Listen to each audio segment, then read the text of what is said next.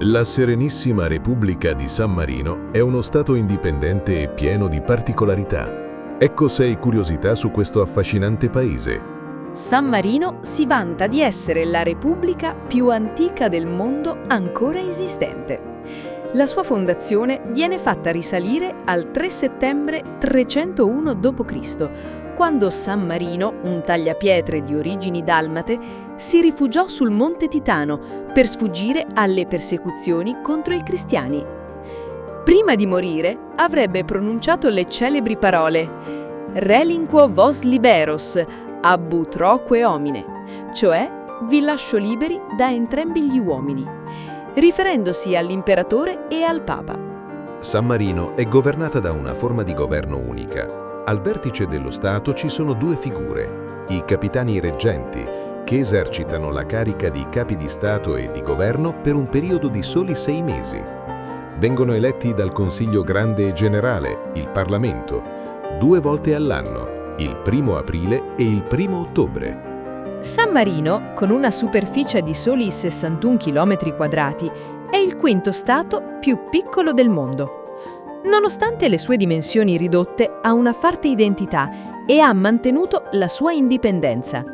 La sua storia e il suo sistema politico peculiare hanno suscitato ammirazione in figure storiche come Abramo Lincoln, che in una lettera del 1861 scrisse: «Benché il vostro dominio sia piccolo, nondimeno il vostro Stato è uno dei più onorati di tutta la storia».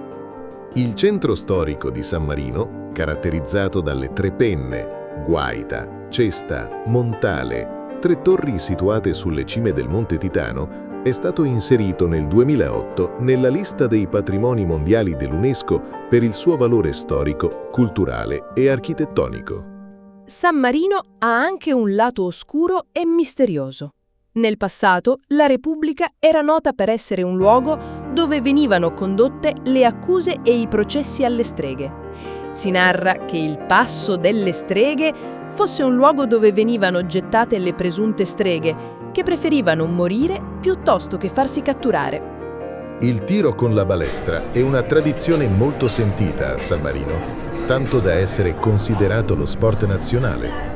La Federazione Sammarinese Ballestrieri organizza regolarmente gare e rievocazioni storiche, come il Palio della Balestra, che affondano le loro radici nel Medioevo e mantengono vive le usanze e le abilità di un tempo. Anche la gastronomia di San Marino ha le sue peculiarità.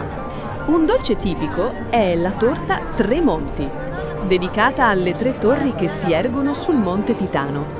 Si tratta di una torta a strati di wafer farciti con crema a cacao, caffè e nocciole e ricoperta di cioccolato fondente.